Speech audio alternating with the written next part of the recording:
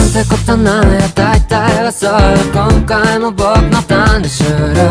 安定がとの関係はどうも曖昧でやぼったいがぞこに。でもねわからないよ、きっとまだ足りないよ。